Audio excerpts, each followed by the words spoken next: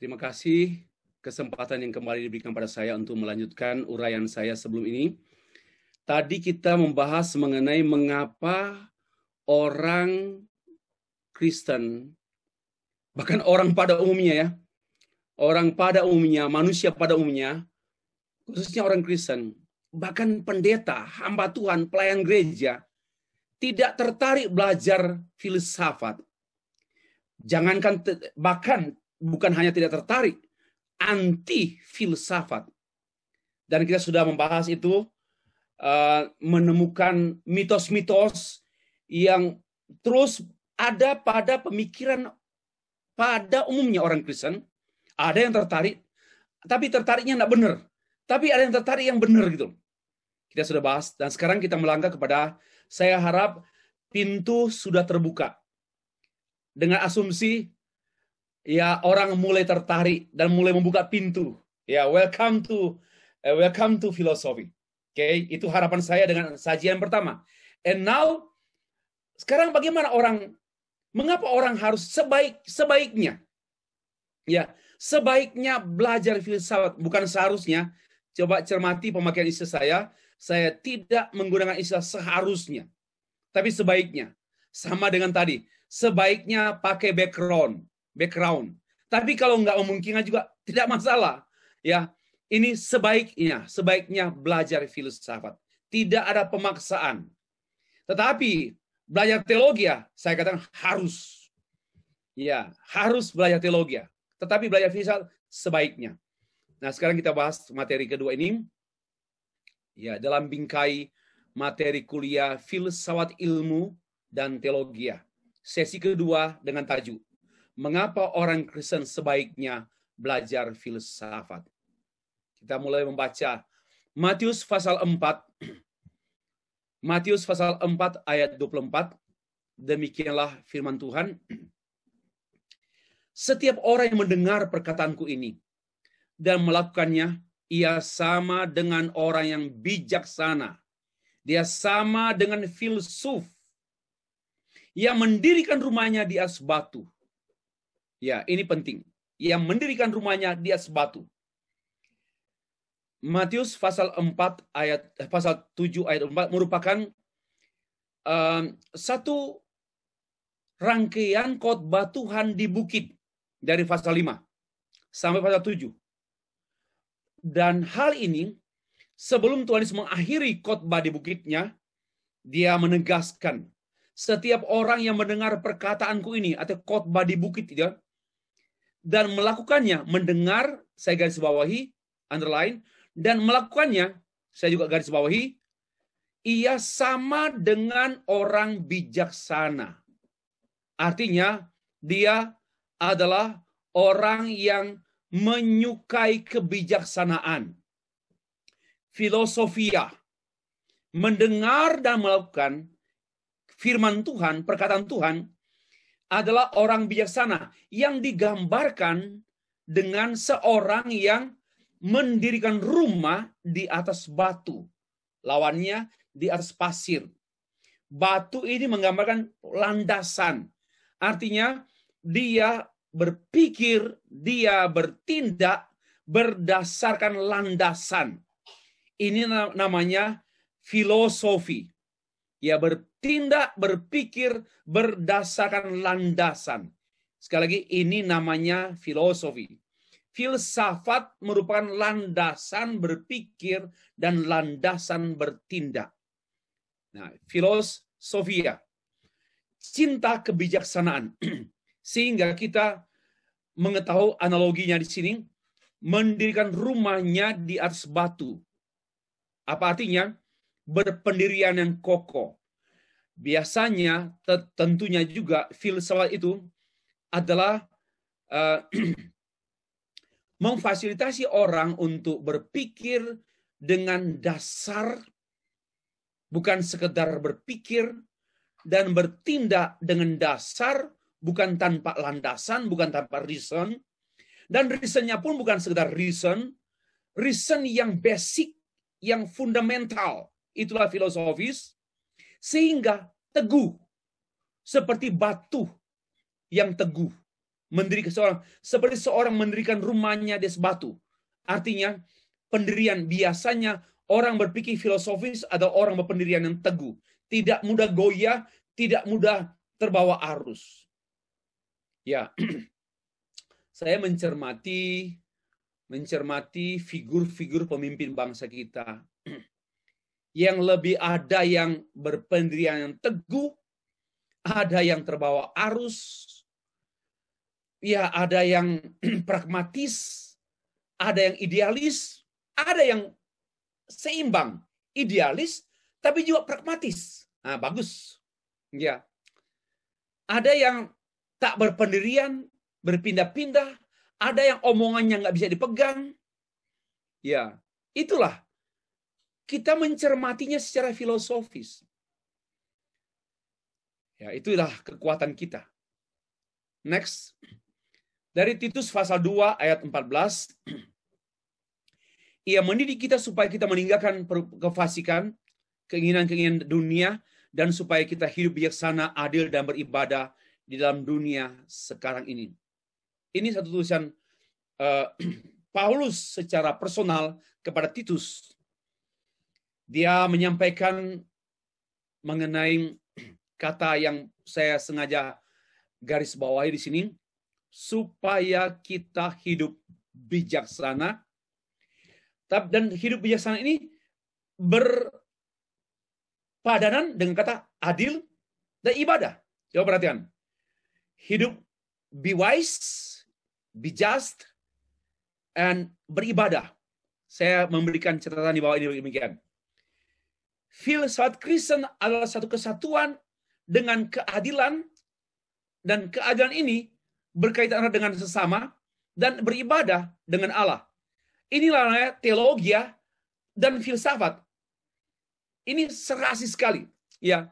Supaya kita hidup bijaksana, itu bijaksana, wisdom atau filosofis, ya. Tetapi filosofi ini dikaitkan dengan dua kata, adil dan beribadah. Adil ini urusannya dengan sesama.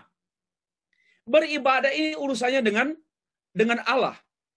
Keadilan sesama, itu filosofis. Jadi orang yang hidup adil, bersikap adil adalah filosofis. Dan orang yang beribadah adalah orang yang bijaksana, filosofis. Dalam Kristen filosofi, kita memperhatikan sama dengan istilah mengasihi Tuhan dengan segenap hatimu, segenap jiwamu, segenap kekuatanmu. Kasihlah dengan sama mengasihi sama manusia. Ini kasih kepada Allah, kasih kepada sesama. Itulah bicara mengenai Kristen filosofi yang terukir dalam teks Titus pasal 2 ayat 12 ini, yaitu hidup bijaksana itu adalah adil terhadap sesama, mengasihi sama, dan beribadah kepada Allah. Ya, beribadah kepada Allah. Dalam dunia, kapan? Jangan itu now, sekarang ini. Itulah uraian mengawali pembahasan kita tentang topik yang kita bahas. Nah, tujuan kita membahas topik ini, satu, saya harap kita memperlakukan filsafat secara wajar.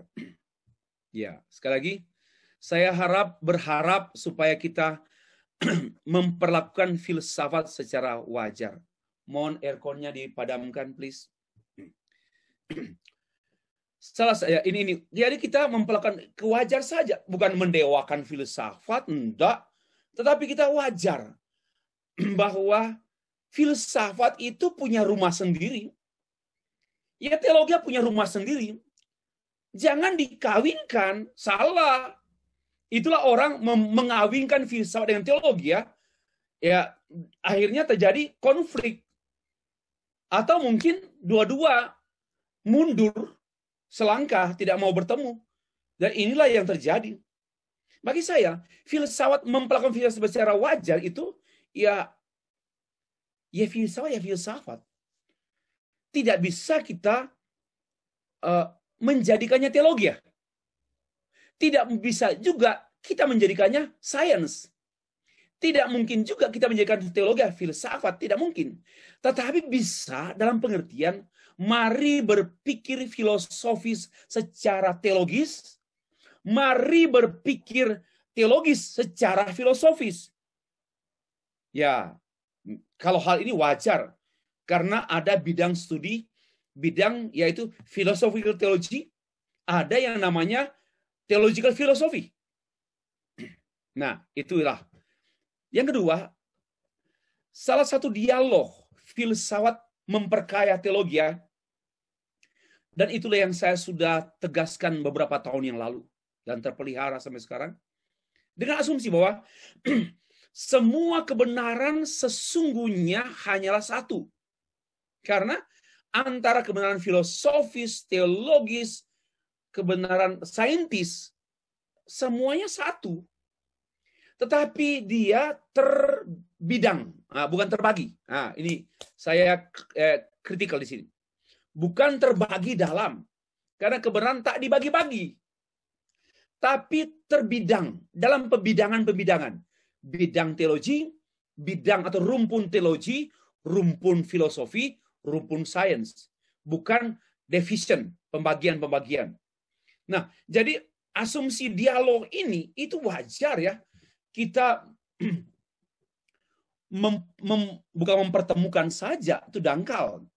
Mengintegrasikan antara teologi dan filosofi itu wajar.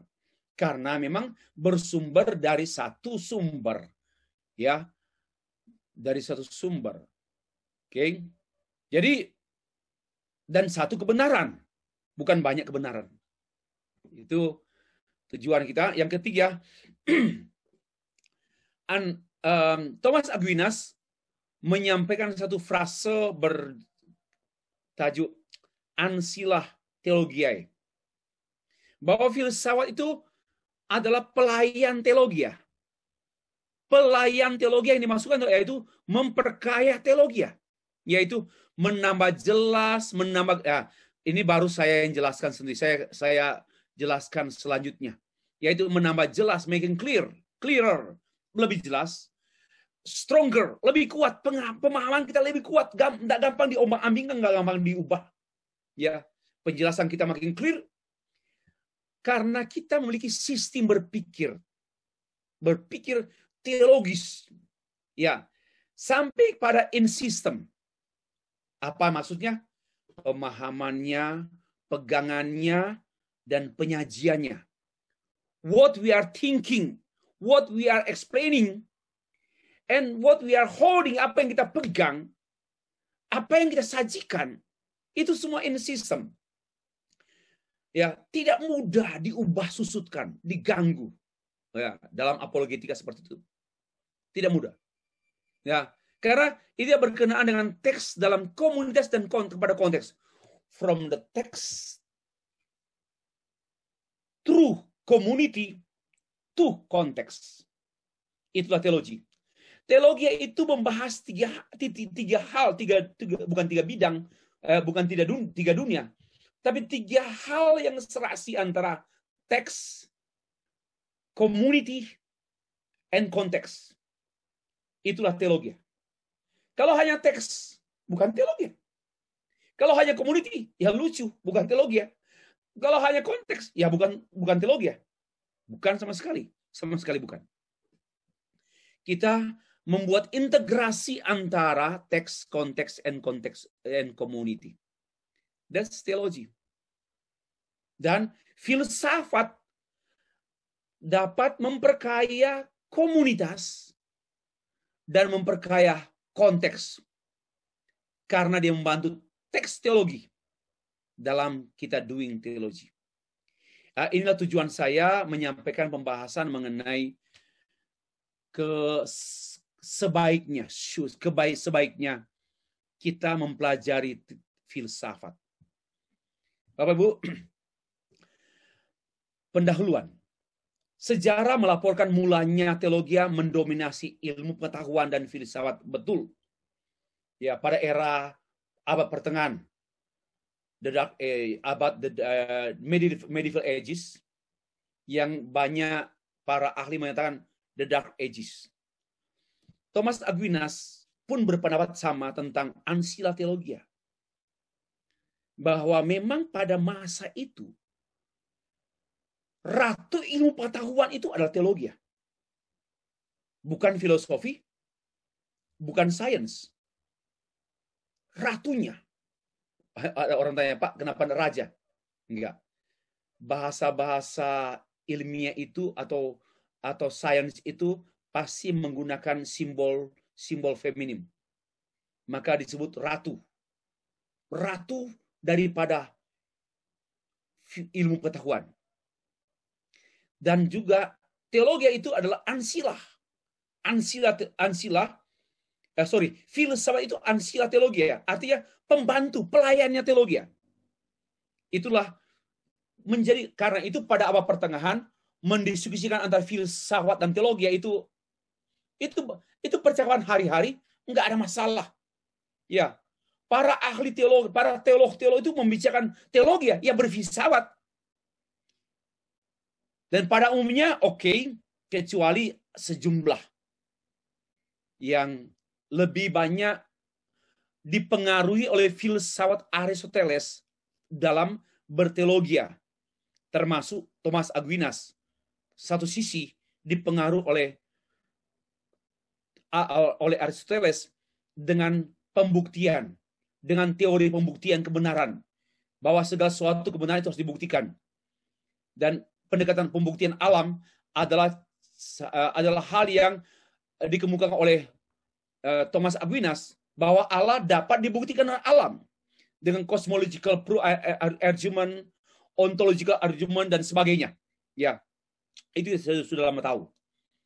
Nah, but poin saya di sini, pada masa itu teologi adalah tuan yang dilayani oleh filsafat. Apa artinya? Filsafat itu ada untuk melayani keperluan teologi. Ya, tetapi kemudian pada era modern, klaim ini filsafat kemudian dia merambah ke sains. Dia mengatakan saya adalah Regina Scientiarum atau the mother of sciences. Jadi teologi di atasnya filsafat di atasnya sains. Ini dunia, ini bukan dongeng, ini satu kajian ya. Ya. Maka memang benar bahwa teologi itu memang di atas. Karena itu memahami para teolog pada abad-abad silam, mereka sangat dianggap bangsawan karena pemikir, termasuk penasihat-penasihat raja. Ya, penasihat-penasihat raja. Karena mereka dikategorikan sebagai thinkers yang memiliki level berpikir lebih tinggi dari filsafat, dan filsafat lebih tinggi daripada sains, ilmuwan. Ya, seperti itu. Klaim teologi ini kemudian menjadi pudar karena kemajuan ilmu pengetahuan dan teknologi yang dianggap terbukti telah memberikan kemajuan peradaban kepada manusia di dunia ini. Ya, khususnya pada awal abad era modern. Kebangkitan sains karena temuan-temuan benua-benua, penjelajahan benua-benua, penjelajahan itu juga berbarengan dengan perkembangan sains dan teknologi dan peradaban. Itu akhirnya filsafat sih masih oke, namun mulai ada dua kekuatan yang seimbang antara science and philosophy. Dan teologi mulai tenggelam. Itulah sejarahnya. Singkat saja ya. Tenggelam, karena ini bukan poin kita. Saya hanya memberikan deskripsi saja. Lalu kemudian, sains dan filosofi semakin merajai teologi. Menempatkannya di bawah kontrol. Ya. Dan apa yang terjadi? Banyak teolog yang mengadopsi cara pikir dan metode sains dan filosofi. Maka lahirlah teologi yang sangat akrab dengan cara pikir filsafat dan metode scientist, metode ilmu pengetahuan. Jadi teologi dijepit oleh dua kekuatan besar antara filosofi dan juga sains.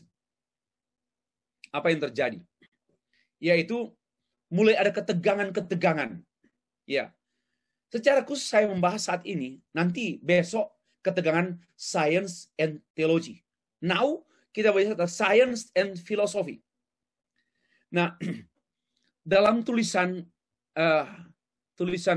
Hammersma yang dikutip dari dia mengutip dari Bertrand Russell, dia menyampaikan mengenai ketegangan antara agama atau teologi dan sains karena ada daerah tak bertuan. Daerah tak bertuan. Para ilmuwan tidak dapat menjangkau daerah itu. Para teolog pun tidak mampu menjangkau daerah itu. Ada satu daerah free, tak bertuan, yang tak terjangkau oleh ilmuwan dengan prinsip-prinsip saintisnya, yaitu objektif, rasional, empiris, dan juga teologi yang tidak dapat dijangkau oleh teologi. Karena teologi itu berkenaan dengan dunia formal saja, objek formal, ya mengenai transendental, sedangkan sains itu dunia dunia imanental. Ada satu dunia, satu tempat, satu wilayah yang tak terjamah, yaitu namanya filsafat. Yang kemudian diserang gencar-gencar oleh teologi, oleh sains. Ya, oleh teologi, oleh sains. Yang kemungkinan besar menurut saya karena keangkuhan teologi dan keangkuhan sains, ya, atau karena ketidaktahuan itu, atau oleh karena ketidaktahuan dengan dunia itu, dunia yang terlantar, yang disebut oleh Russell filsafat. Itulah dunia, daerah yang tak terjamah, tak bertuan. Yang tuannya itu filsafat. Ketegangan antara teologi dan filsafat terus berlanjut. Filsafat pertama menegaskan kepada teologi, hey, saya ini adalah Regina Sentiarum, ratunya ilmu pengetahuan. Sedangkan para teolog mengikuti pola pikir metodologi saintis dalam berteologi. Filsafat yang adalah queen mula-mula wilayah kekuasaannya terdiri dari etika, logika, epistemologi, metafisika, historika, estetika, politik, dan agama. Kemudian terus berkembang ke arah kekuasaannya meluas ke logika. Ya, ke logika. Bahkan ke teologika. Ke sana dia mulai meluas ke sana. Pengaruhnya wilayah kekuasaan filsafat. Para filsuf pada masa itu juga adalah ahli-ahli matematika, astronomi, ilmu-ilmu bumi, berbagai ilmu pengetahuan yang lain. Itu para ahli. Jadi kita tahu bersama ya, ilmuwan itu sometimes filsuf. Filsuf itu ilmuwan. Pada sekitar abad-abad 16-17. Ya, sampai abad 18. Namun dan karena itu kemajuan antara sains dan filosofi itu menonjol dan teologi tenggelam. Namun beberapa waktu kemudian sains mengungguli kepopulerannya filsafat. Kenapa? Karena kemajuan peradaban yang banyak disponsori oleh iptek menyebabkan filsafat juga kurang populer dan dibunuh oleh anaknya sendiri, yaitu sains. Kenapa?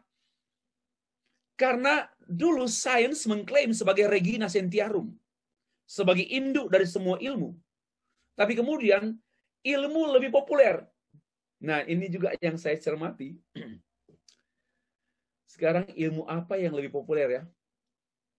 Yang dulu adalah anaknya ilmu apa?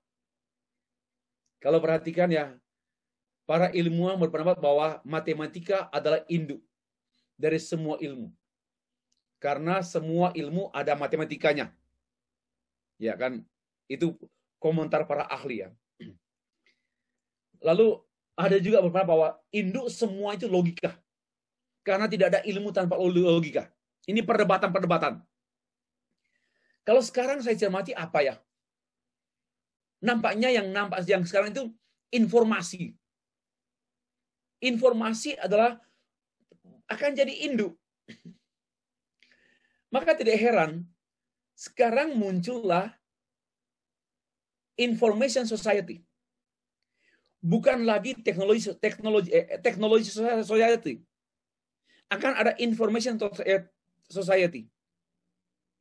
Ya, dan itu yang nampak pada Society 4.0. Dan sekarang sedang ditawarkan oleh Jepang Society 5.0. Smart Society. Atau bukan yang smart, Super Smart Society. Bapak Ibu, saya harap baca artikel saya. Baca artikel saya. Kenapa? Karena saya membukakan analisis mengenai bahaya yang sedang ditawarkan oleh Jepang. Kalau 4.0, Society 4.0 itu adalah masyarakat teknologi yang ditawarkan oleh pemerintah Jerman pada 10 tahun yang lalu. Tapi hasilnya robotisasi manusia dunia. Menghasilkan post-humanism, ya, menghasilkan kegagalan dunia lah. Kalau saya ini kegagalan. Sehingga praktek dehumanism merajalela pada 10 tahun terakhir ini. Lalu, ini perang dagang ini, Jepang saya sedang menawarkan kepada dunia, dan saya memperhatikan sejumlah artikel, banyak akademisi Indonesia yang cacing kepanasan welcome dengan cara mempersiapkan menyambut Society 5.0. Wow. Tapi saya mengatakan saya tidak menolaknya, tetapi saya mengkritisinya. Ini bahasa saya. Saya tidak anti. Saya tidak menolaknya, tetapi saya mengkritisi di balik propaganda Jepang karena ekonomi mereka mulai merosot. Lalu mereka mulai membuat satu program visi, ini visinya Jepang. Maka itu saya bilang pemerintah Indonesia jangan aminkan visi, misi, agenda, strategi Jepang karena beda kultur. Jepang ya Jepang, Indonesia Indonesia. Jangan bodoh lah. Yang saya heran, sejumlah akademisi menyambut mimpi Jepang dengan Society 5.0, menyiapkan SDM yang mungkin juga itu salah satu yang menyebabkan Menteri Pendidikan kita juga seperti itu. Wah.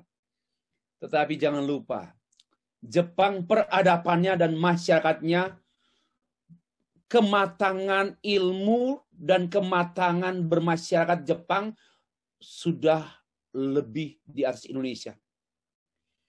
Peradaban mereka, peradaban teknologi sudah merata.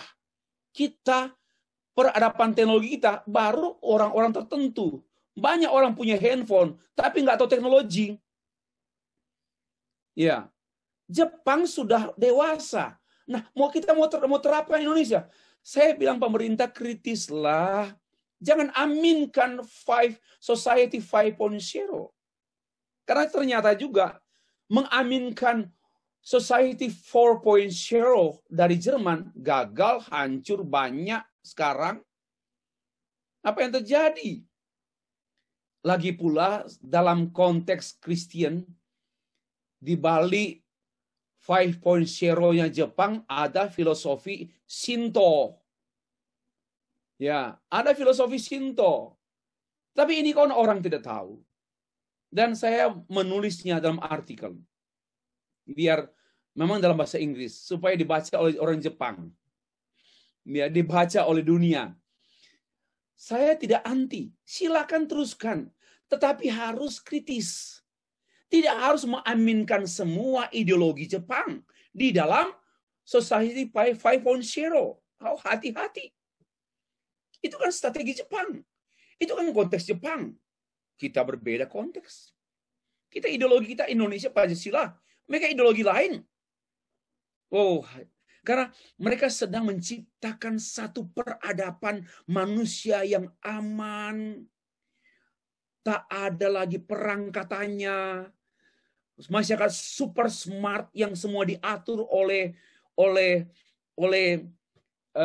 intelligence, artificial intelligence. Jadi yang mengatur kita komputer. Orang yang tidak hidup sesuai komputer, ya tidak smart, akan susah. Maka harus menyesuaikan diri. Wow, kalau saya ini satu manusia yang lalu ada robotisasi. Sekarang ini Bapak Ibu sudah mulai dong, sudah mulai. Bukan baru ide, sedang diperjuangkan oleh Jepang dan oleh sejumlah negara mengenai 5.0. Wow, saya sedang gemetar. Saya tidak anti, tapi saya harus kritikal. Saya tidak mau mengulang terjadi kegagalan seperti kegagalan yang kemudian dikritik oleh para akademisi. Kegagalan 4.0 ini terlambat. Terlambat analisis. Sudah mati dulu baru analisis. Sekarang sebelum kita mati karena 5.0, mari analisis supaya apa? Kita kontrol ide Jepang. You see? Kita kontrol ide Jepang. Hati-hati gereja ini. 5.0 dalam gereja. Saya mengatakan mau bilang apa ya? Sedihlah kalau saya. Next. Akhirnya filosofi pun tergerus karena iptek mengunggulinya. Ya. Namun bagaimana sikap filsafat terhadap teologi? Sikap filsafat terhadap teologi, tidak ada klaim dari filsuf manapun bahwa filsafat adalah the queen of theology. Nggak ada. Apa artinya? Menurut saya, para filsuf lebih lunak terhadap teologi, sedangkan teolog lebih kasar terhadap filsuf. Ini memalukan. Masa agamawan lebih kasar daripada filsuf? Dan itu memang, coba baca dalam buku saya ini, saya menyampaikan hampir tidak ada seorang filsuf yang menyerang teologi. Hampir tidak ada. Secara direct, secara langsung. Tetapi ratusan teolog, bahkan ribuan teolog yang membabi buta, menyerang filsafat. Ini tidak fair, tidak fair. Ya, ada yang nampaknya seperti menyerang, tapi sebenarnya tidak. Ya. Sekalipun demikian pengaruhnya, walaupun filsafat tidak menyatakan bahwa filsafat itu queen-nya teologi, tetapi pengaruh filsafat itu begitu kuat. Ya. Mengubah paradigma berteologi gereja abad pertengahan dan dengan skolastiknya, dan pada era modern dengan munculnya teologi liberal. Itu yang nyata. Nah, sekalipun demikian, tidak semua filsuf menyerang teologi secara langsung. Sebaliknya, mereka mampu mendialogkannya, seperti Albertus Magnus, Thomas Aquinas, dan Scotus William of Ockham. Ya, mereka mendialogkan soal ada plus minus, artinya ada kekurangan kelemahan, itu nanti kita urusan pribadi teolog sekarang. Tetapi mereka mampu mendialogkan.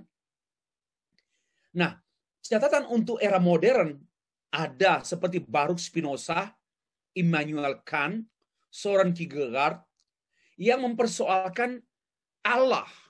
Tetapi Allah yang mereka persoalkan bukan Allah Alkitab. Kecuali Spinoza. Karena latar belakangnya kan Katolik. Kemudian dia menjadi ateis.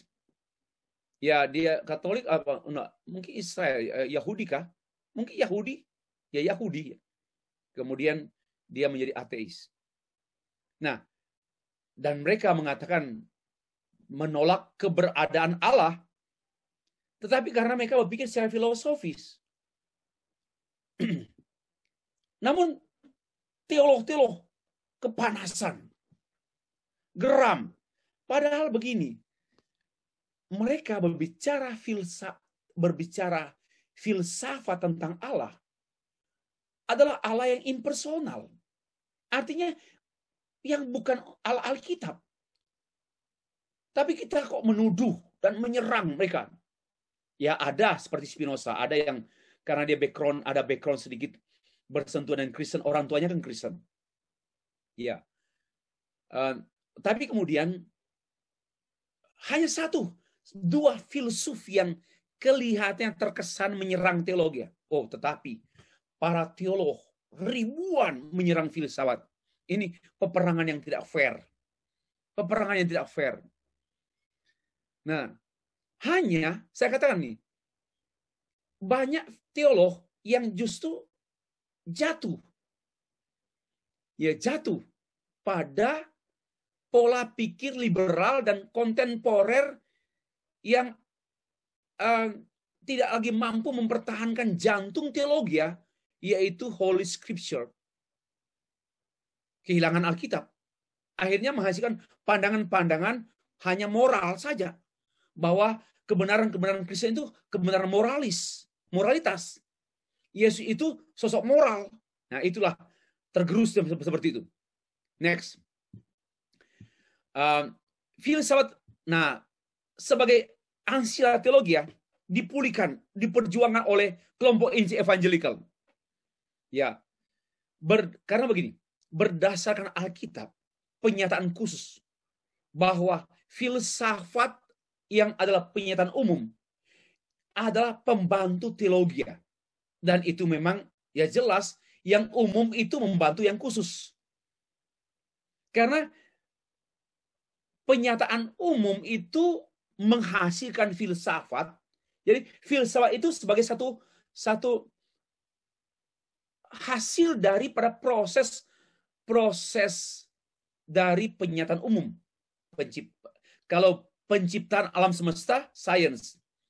Kalau manusia yang adalah penyataan umum, lebih ke ide, ke filsafat. Sedangkan Alkitab lebih ke teologi. Nah, sebenarnya kan Allah menyatakan dirinya dalam dua modus umum, modus khusus, tidak ada kontradiksi. Maka semestinya tidak boleh ada kontradiksi antara filsafat dengan teologi. Memang seharusnya tidak ada. Kitalah yang membuatnya berkontradiksi.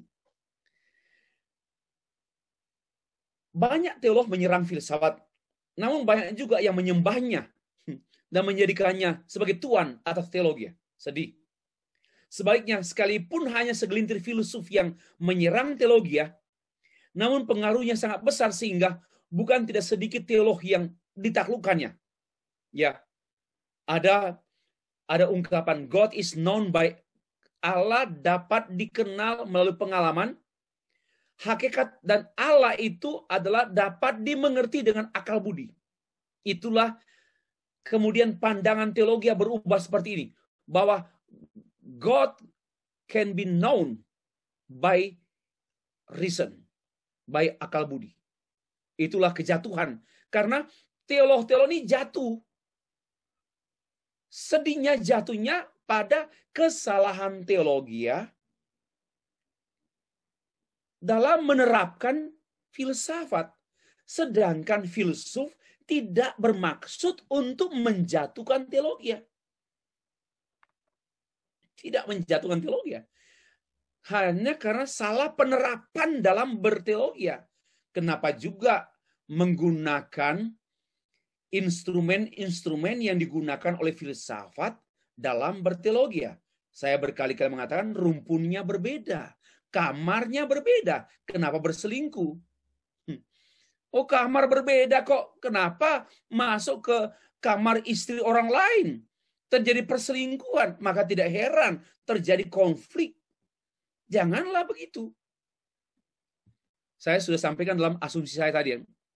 Apabila filsuf non-Kristen mempersoalkan bahkan merusak teologi Kristen dengan filsafatnya itu, ya hal yang wajar, nggak perlu susah, wajar, karena memang berbeda worldview. Tetapi yang patut dipersoalkan ialah filsuf Kristen yang Kristen, tetapi tidak mempersoalkan teologi dalam berfilsafat. Akhirnya ateisme. Yang gitu. Dia Kristen, itulah Eropa. Banyak orang Kristen labelnya Kristen, tetapi ateis sesungguhnya karena dia berfilsafat menyingkirkan teologi. Itu yang patut dipersoalkan. Yang menyedihkan, coba perhatikan yang saya garis bawah ya. Yang menyedihkan ialah para teolog yang ketakutan terhadap filsafat. Itu yang menyedihkan. Sedih banget, takut terhadap filsafat. Jemaat, hati-hati dengan filsafat. Itu alat setan. Ini yang menyedihkan. Tadi. Lalu yang ketiga, yang paling menyedihkan, ini yang paling. Teolog Kristen yang membanggakan filsafat karena telah kehilangan daya tariknya terhadap teologi. Sehingga menjadi pelayanan budak filsafat. Teologia es ancillae philosophia. Itu yang diperankan oleh para pendeta-pendeta yang di Indonesia juga, yang lebih cenderung berilmu pengetahuan daripada berteologi. Tidak heran mereka-mereka ini mendukung LGBT. Tidak heran mereka menyatakan pernikahan antara laki-laki dan laki-laki is okay. Itu kreativitas Allah. Ya, seperti itulah. Mereka lebih mengedepankan perjuangan human right, hak asasi, daripada hak Tuhan. Hak asasi manusia yang mereka perjuangkan daripada hak asasi Tuhan. Masya Allah. Itu yang terjadi, dan itulah kesedihan saya. Karena itu saya menghasilkan buku Teologi Gender pada awal tahun ini. Teologi Gender, ya, sakitkah, berdosakah LGBT? Nah, itu tulisan saya yang sedang dijual di banyak toko buku. Bapak Ibu, sedih. Nah, keyakinan saya penulis bahwa ketegangan antara filsafat dan teologi tidak pernah merugikan filsuf. Mereka nggak rasa rugi ya. Coba simak saja. Apakah mereka, waduh, gara-gara teologi kami begini? Nggak ada. Yang ada kerugian para teolog yang kemudian berkhianat. Ya, menganggap kubukan teolog lagi. Ada lagu itu. Kubukan diriku lagi itu. Kubukan teolog lagi. Kenapa? Sudah jadi filsuf. Akhirnya membuang jantung teologi dari Alkitab. Dan itu yang terjadi. Justru apabila dilihat dari perspektif pragmatisme, maka teologlah yang dimiskinkan dengan sikap antipati menyerang filsafat. Ini saya lihat kalau mau hitung-hitungan untung rugi. Tapi kan saya nggak suka untung rugi. Karena itu ekonomi ya. Tapi oke lah saya pinjam. Kalau mau lihat dari perspektif untung rugi, pragmatisme, ya yang dimiskinkan yaitu teologi ya. Kalau membenci filsafat. Teolog yang menolak filsafat sama saja dengan mengundang pemikiran dan gerakan fundamentalis dengan sikap eksklusif seperti kodok dalam tempurung, kebanggaan yang sempit. Kita cinta Tuhan, benci filsafat, itu kodok dalam tempurung. Kita cinta Tuhan, mari sembah Tuhan. Jangan diganggu oleh filsafat. Itu filsafat itu membuat kita jauh dari penyembahan pada Tuhan. Itulah kodok dalam tempurung. Nah, sekarang, apa yang terjadi dengan dunia tanpa filsafat? Saya memastikan yang terjadi adalah kekacauan. Ya, kekacauan. Kenapa? Karena filsafat itu adalah karena justru dengan filsafat mempertemukan semua orang yang berbeda suku, agama, bahasa, bertemu lewat filsafat. Kan? Bertemu. Saya bertemu dengan beberapa teman-teman tokoh-tokoh yang tidak seagama, jangan bilang tidak seiman, tidak seagama lah. Ya oke saja, kami bicara tentang kemanusiaan yang adil dan beradab, kemanusiaan yang filosofis, bicara itu aman semua. Ya, tapi kalau kita mengabaikan filsafat, saya yakin susah terjadi pertemuan antara manusia Indonesia yang multi, yang majemuk perbedaannya. Ya, seperti itu. Apalagi agama. Kebenaran filosofislah contoh filsafat Pancasila yang adalah common ground bangsa kita, common sense bangsa kita, yang dapat mempertemukan orang-orang berbeda latar belakang etnis, budaya yang ada di dunia di Indonesia.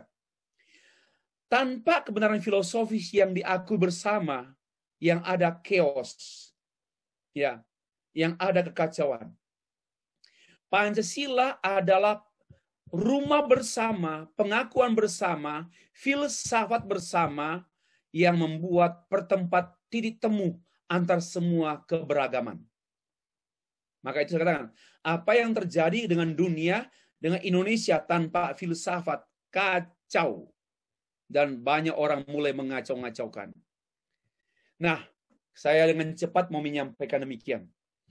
Keharusan teolog atau orang Kristen berfilsafat. Saya sudah ubah menjadi keharusan, Pak. Tadi kok sebaiknya. Setelah saya menyampaikan sejumlah introduction, saya akhirnya mengubah. Bukan sebaiknya lagi, Pak Harun. Tapi sudah seharusnya. Ya, sudah seharusnya. Kenapa? Saya menyampaikan sejumlah alasan. Harus berfilsafat. Apalagi teolog. Teolog yang tidak berfilsafat, ya bagi saya miskin dan tak tahan lama, tidak tahan lama, dan pengaruhnya hanya seluas gedung gereja. Tapi kalau orang berfilsafat dalam teologi, pengaruhnya mendunia seperti Agustinus, Martin Luther, John Calvin, dan tokoh-tokoh yang pengaruhnya sampai sekarang. Saya mau tanya, siapa yang yang teologinya berpengaruh tapi nggak berfilsafat? Dia tidak berfilsafat tapi pengaruhnya sampai sekarang. Saya belum jumpa orangnya siapa.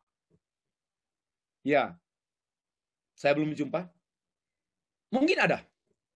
Karena itu yang kedua, keharusan berteolog, apa? Keharusan semua orang. Ya, semua orang.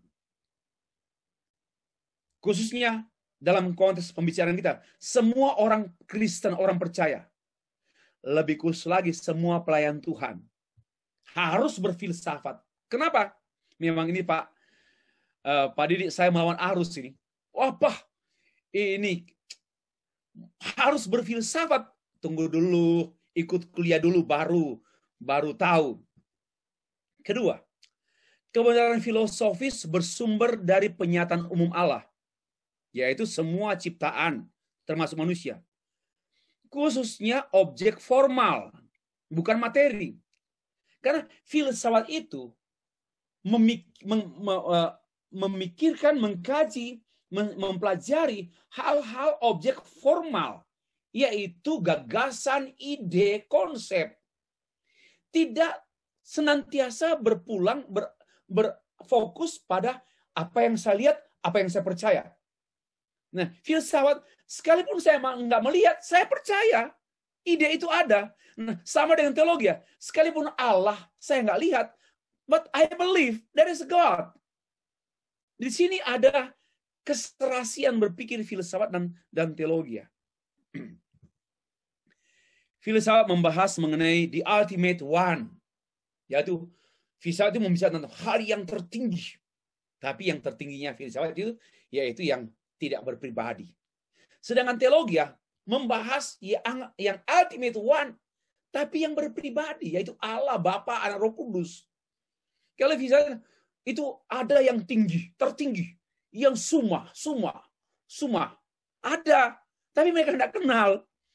Siapa dia? Ada, pasti ada, mutlak ada. Nah, inilah. Jadi kita harus berfilsafat. Kenapa? Karena kita sedang ada dalam dunia. Kita kan tidak berteologi kampungan, teologi hanya di kamar sendiri, teologi di gereja sendiri. Kita kan berteologi di dunia. Nah, kita berteologi di dunia, dan dunia berfilsafat tentang hal yang tertinggi, di ultimate one. Dan saya pikir ini kita akrab sekali. Kalau tidak berfilsafat, teologi kita di bawah tempurung. Itu maksud saya. Kalau kita berteologi di bawah tempurung, silakan amin, teriak-teriak, haleluya, amin, mutlak dalam tempurung. Itu sama dengan gong yang berkumandang, yang bergemerincing, tapi tidak ada ke dunia. Ya, ini yang ketiga. Yang keempat, filsafat adalah suatu pemikiran mengenai keberadaan yang esensial. Demikian juga dengan teologi.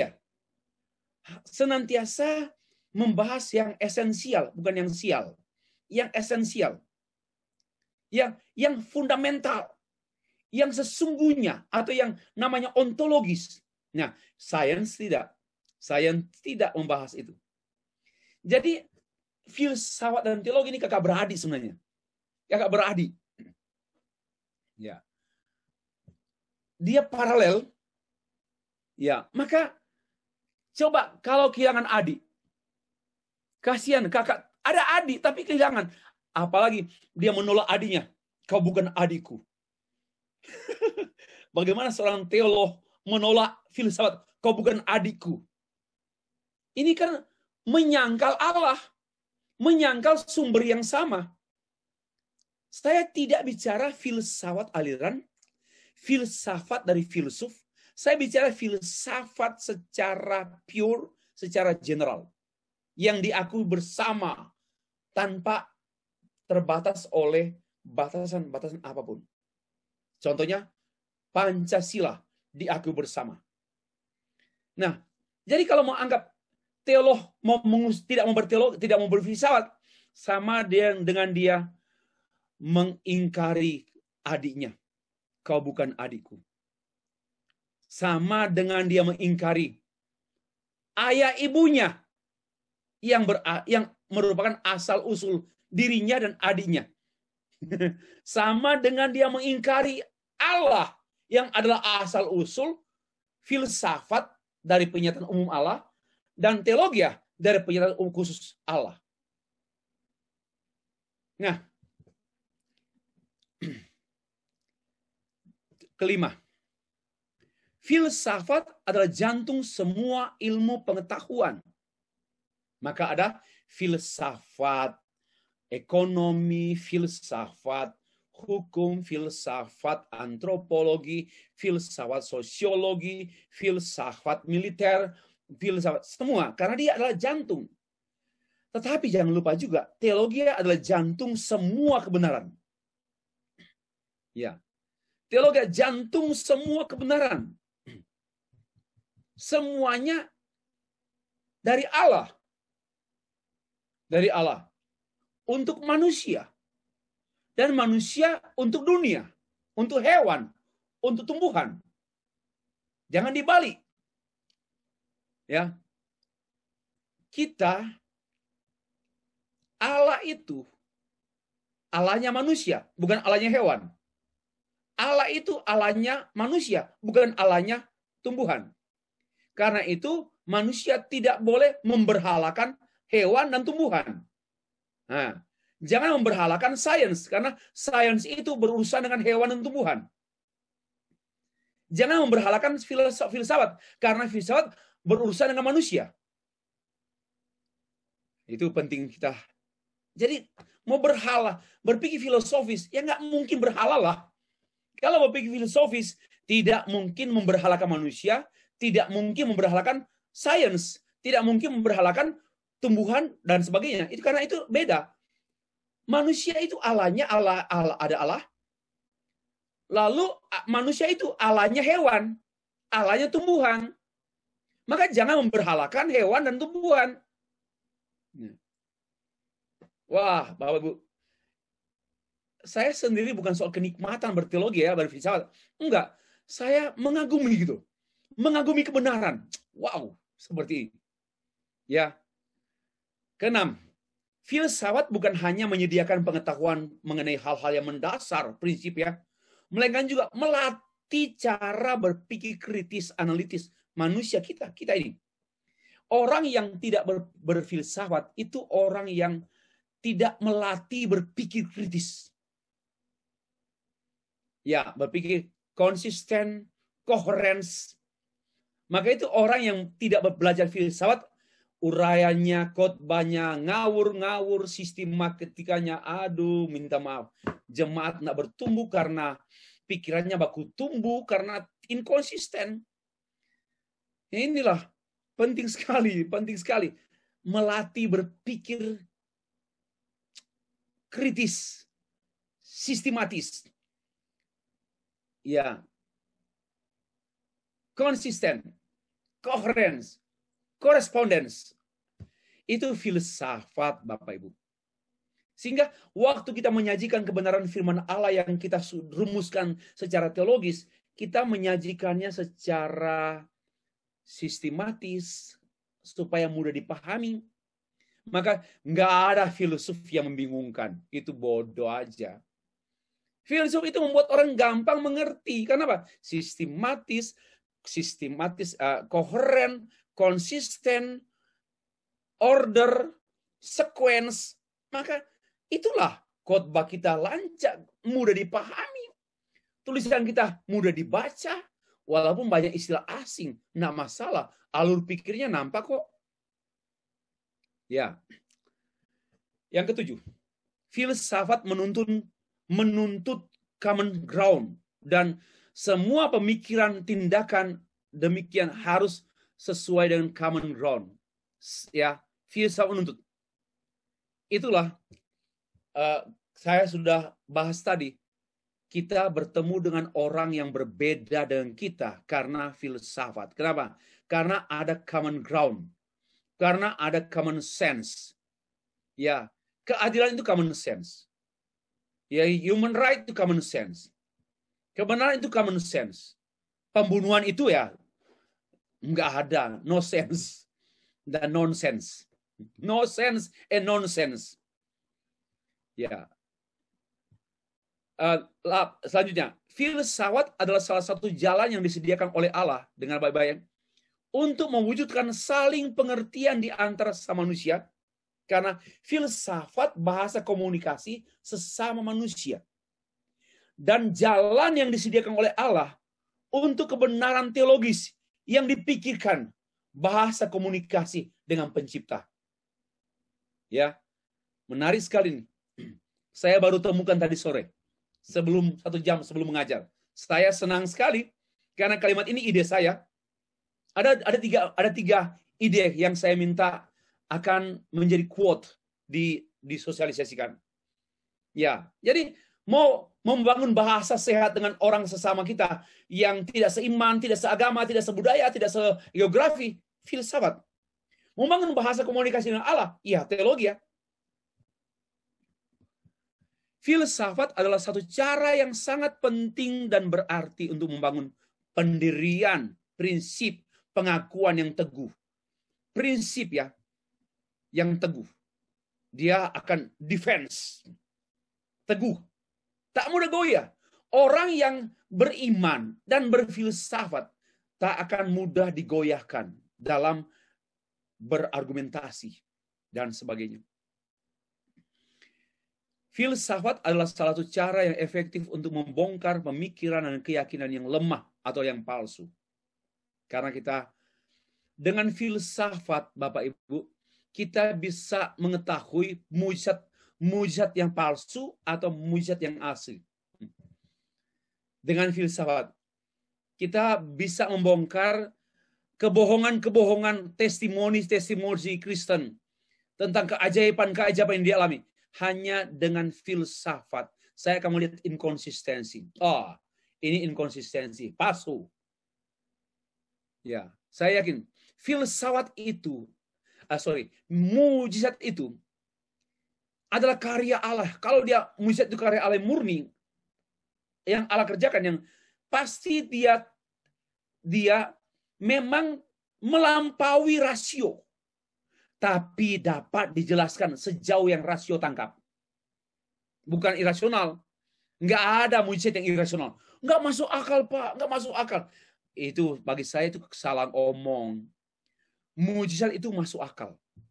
Dan ada yang melampaui akal.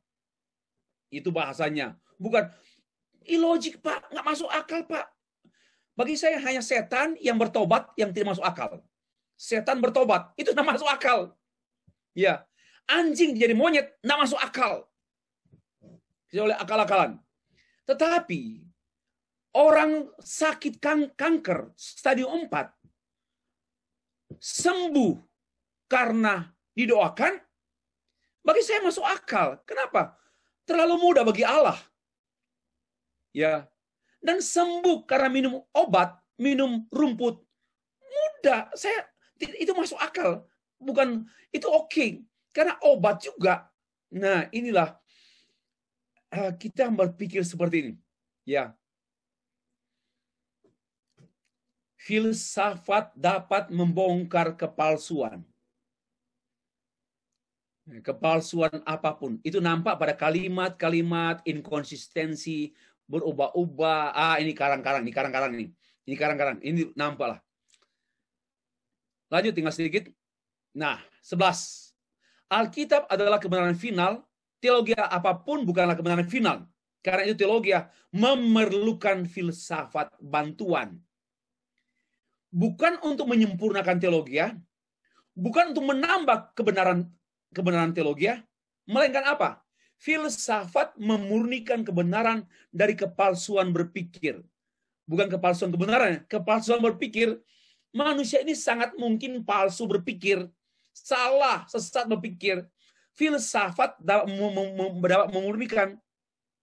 Ya, saya nggak punya waktu contoh untuk memberikan contoh ya. Contoh, tapi saya sudah membahas sedikit tadi dengan mengamati kalimat pertama, kalimat kedua, kesimpulannya tidak koheren, palsu. Antara premis pertama, premis kedua, premis ketiga, pasti palsu. Dalam mencermati argumentasi orang, mencermati kesaksian orang dalam gereja, ini benar murni atau tambah-tambah. Kita bisa tahu itu. Kita bisa tahu. Dalam hal konsistensi istilah, alur pikirnya, kita bisa tahu. Ya, yang ngarang-ngarang.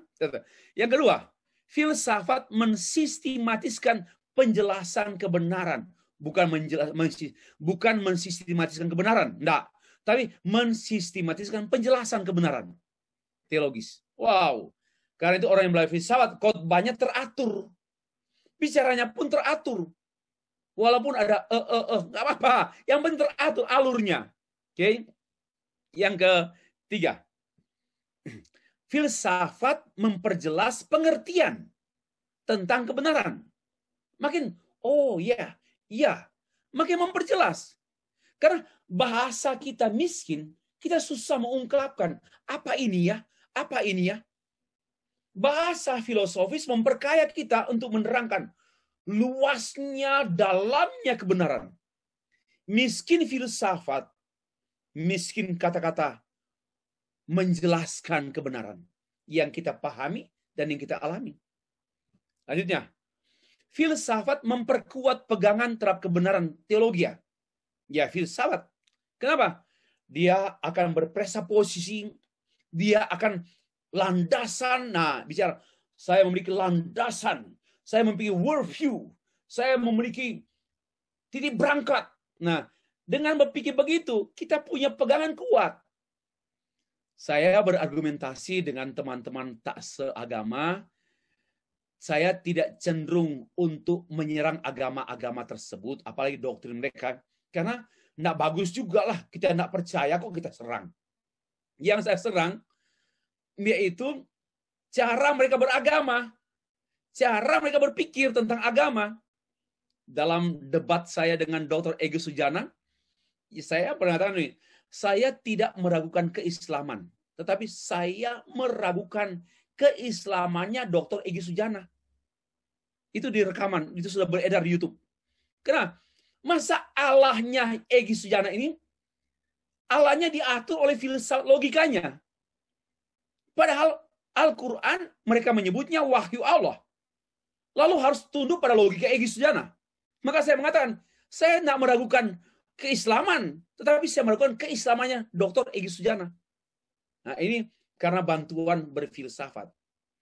Saya bukan juga tidak mau dan tidak mau untuk mempersoalkan teologi Islam karena saya nggak tahu.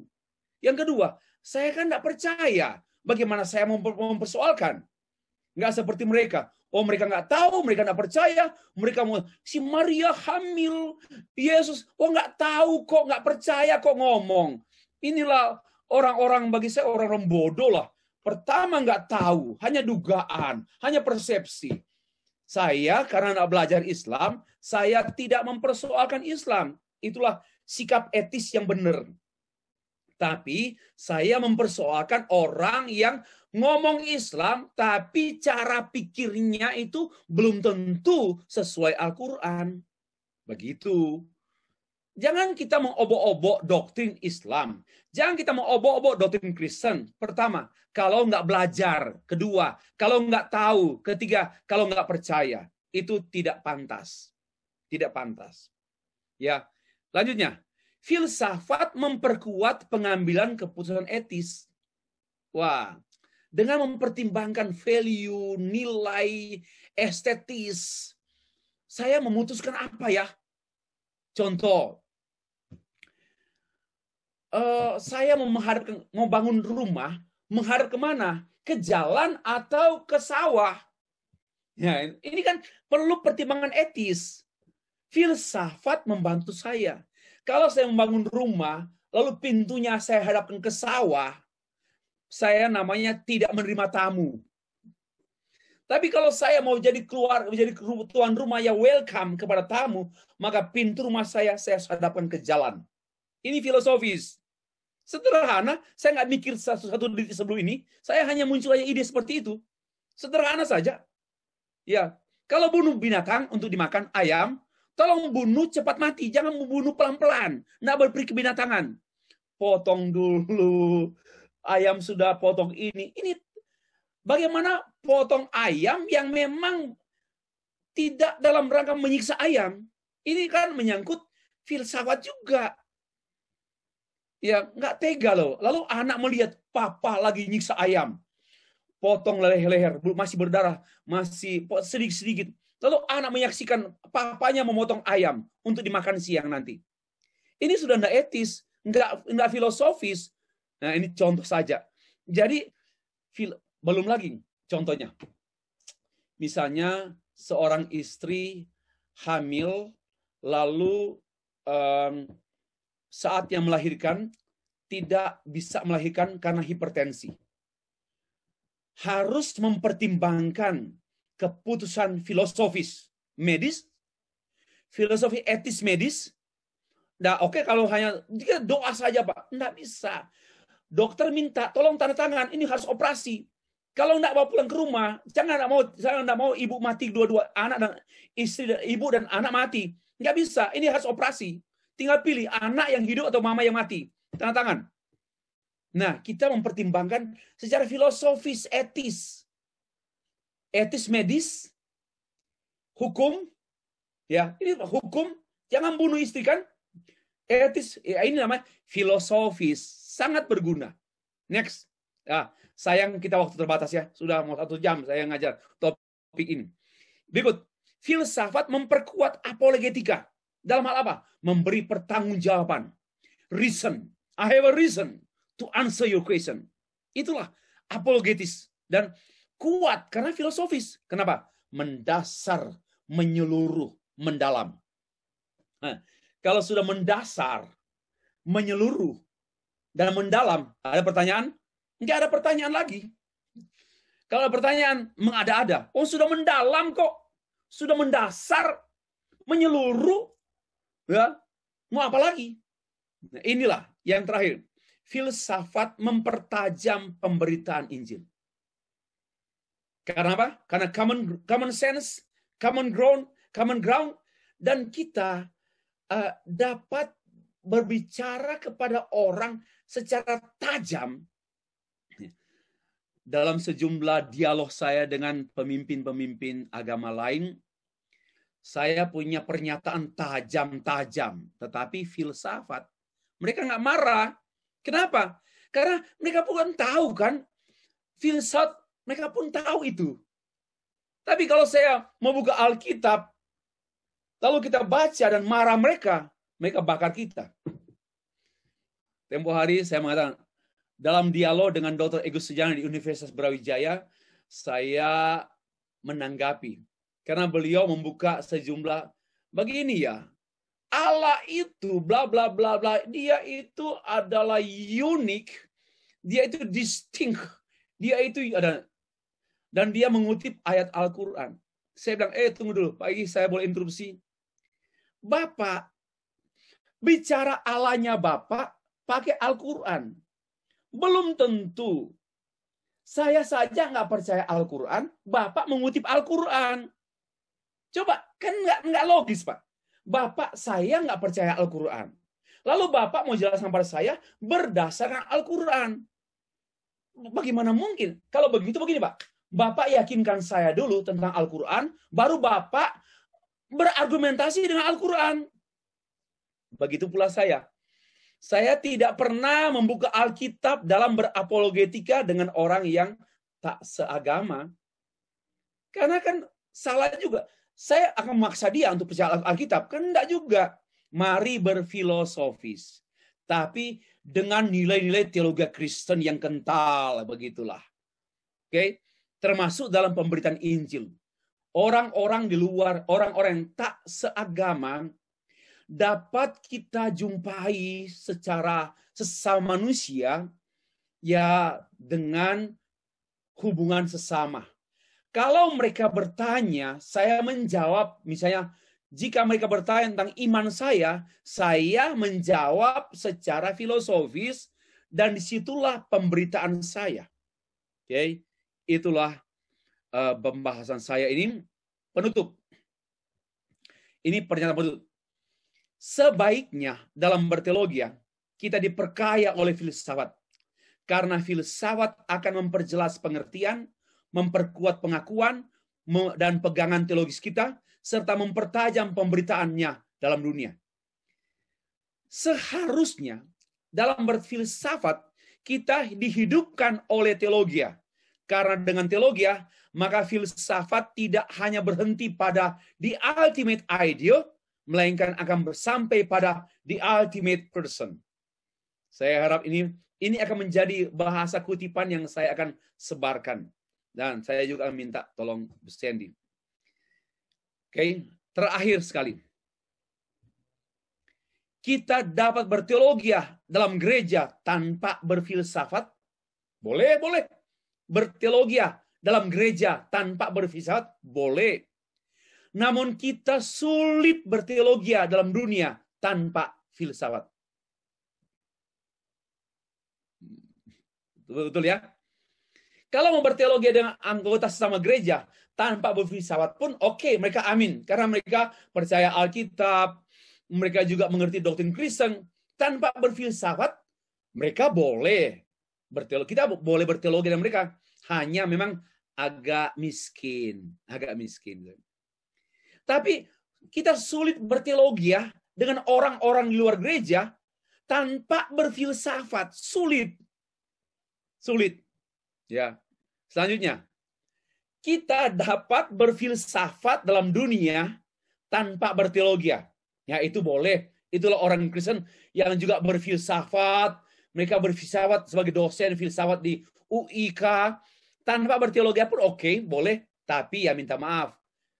Dangkal, hanya mencapai yang ultimate things atau ones, but they don't know who is. Ya, kan mereka hanya mengira-ngira lah. Namun kita sulit berfilsafat dalam gereja tanpa teologi. Ini agak terbalik di atas. Saya senang tadi sore Saya senang, langsung saya kirim kepada anak saya. Tolong ya, simpan ini kalimat mutiara saya yang saya peroleh tadi sore. Demikianlah Bapak Ibu.